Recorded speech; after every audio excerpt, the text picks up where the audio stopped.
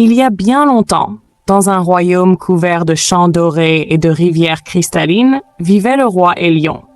Jeune, noble et aimé de son peuple, son palais regorgeait de musique, de joyaux et des plus fines étoffes venues de contrées lointaines. Pourtant, son cœur restait vide, car aucune couronne ni aucune richesse ne pouvait combler le silence qu'il portait en lui.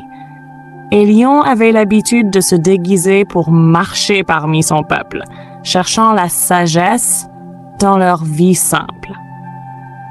Un soir de printemps, alors que le soleil se couchait et peignait le ciel de rose et d'ambre, il arriva dans un humble village à la frontière de son royaume. Là, dans la cour d'une petite chaumière en bois, il vit une jeune fille nommée Liora. Elle était pauvre, fille de paysan, vêtue d'une simple robe de lin, ses mains marquées par le travail.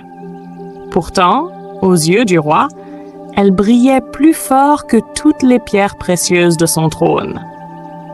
Elle chantait pour les enfants, sa voix douce emplissant les cœurs de chaleur.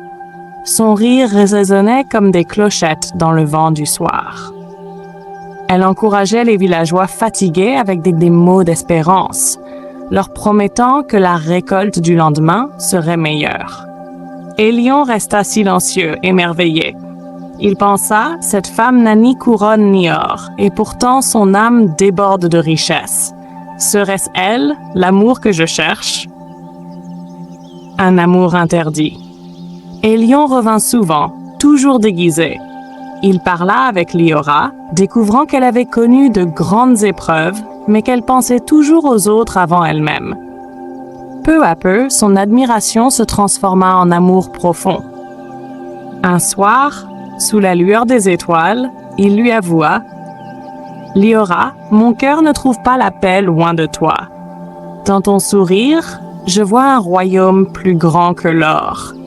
Veux-tu marcher à mes côtés pour la vie ?»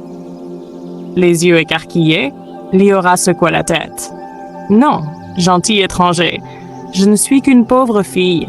Un homme comme toi mérite une princesse, pas une femme aux mains couvertes de terre. » Mais Hélion prit ses mains et murmura « À quoi sert une couronne sans amour? À quoi sert l'or sans un cœur avec qui le partager? Mon palais est silencieux, mais ta présence fait chanter même le silence. » Le refus de la cour. Finalement, Hélion révéla sa véritable identité. Liora, tremblante, voulut s'incliner, mais il releva doucement son visage. « Ne t'incline pas. À mes yeux, tu es plus haute que les trônes. » Lorsqu'il la conduisit au palais, les nobles se révoltèrent. « Une pauvre fille ne peut s'asseoir sur le trône, elle n'a ni lignée, ni fortune, ni dot. Le peuple rira de nous. » Même la reine-mère, douce mais inquiète, redoutait le scandale. « Mon fils, pense au trône, aux alliances, au royaume qu'un mariage royal pourrait unir. L'amour est éphémère, mais le devoir demeure. » Cette nuit-là, Hélion marcha seul dans les jardins du palais. Levant les yeux vers les étoiles, il pria. « Source de lumière, guide-moi. Dois-je sacrifier mon cœur pour le devoir ou mon devoir pour l'amour? Montre-moi le vrai chemin. » Une brise fit frissonner les roses autour de lui, et dans ce silence, il entendit une voix intérieure. Quel devoir est véritable s'il n'est pas fondé sur l'amour? Car un roi qui ne sait aimer ni son peuple, ni une seule femme, ne peut régner avec justice. Les nobles imposèrent à Liora une épreuve cruelle. Ils lui dirent « Si tu veux devenir reine, prouve ta valeur. Pendant 40 jours, vis parmi nous au palais. Mais si tu supportes le poids de la vie royale avec dignité, peut-être t'accepterons-nous. » Les jours furent rudes. On se moqua de sa simplicité, de son parler naturel. On l'obligea à porter des robes lourdes et des bijoux qu'elle n'avait jamais connus. On chuchotait qu'elle n'était pas digne, qu'elle n'était qu'une ombre dans une salle de lumière.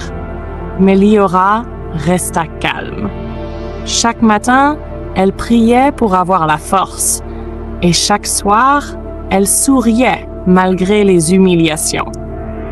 Quand les serviteurs étaient épuisés, elle les aidait dans leurs tâches. Quand du pain tombait, elle le ramassait en disant « Même les miettes peuvent nourrir un affamé ». Sa bonté commença à toucher les cœurs. Même la reine-mère la surprit en train de coudre un vêtement pour une servante pauvre et de pleurer auprès d'un enfant malade. Hélion observait en silence, son amour grandissant jour après jour. Le moment de vérité. Le 40e jour, le conseil se réunit. Les nobles déclarèrent « Nous l'avons mise à l'épreuve, et malgré sa gentillesse, elle n'a pas de sang royal. Elle ne peut être reine. » Hélion se leva, sa voix résonnant dans la salle. « Alors écoutez-moi. Si elle est indigne du trône, moi aussi je le suis. Car qu'est-ce qu'un trône sans amour? Une cage d'or. Je ne serai pas un roi sans cœur. Si Liora ne peut être reine, alors je déposerai ma couronne. » La salle fut saisie d'effroi. La reine-mère se leva, les larmes aux yeux. « Mon fils, un tel amour est rare. Le refuser serait refuser un don du ciel. Qu'elle soit donc reine. » Et tous s'inclinèrent. Liora, la pauvre fille, fut couronnée aux côtés d'Hélion. L'héritage éternel, Hélion et Liora régnèrent avec compassion. Ils ouvrirent les portes du palais aux pauvres, nourrirent les affamés, écoutèrent les plaintes du peuple. Leur amour ne se limita pas à eux-mêmes. Il devint un flambeau pour tout le royaume. Les bardes chantèrent leur histoire sous le nom de Le Roi et la Rose, car Liora, née dans la pauvreté, avait fleuri comme une rose guérissant une nation. Aux enfants, Liora répétait « Ne croyez jamais que votre valeur se mesure à l'or ou à la naissance. Elle se mesure à l'amour et à la lumière que vous semez dans les ténèbres. J'étais pauvre autrefois, mais l'amour m'a rendu plus riche que tous les trésors. » Et Hélion ajoutait « Une couronne ne brille pas parce qu'elle est d'or, mais parce qu'elle repose sur un cœur aimant.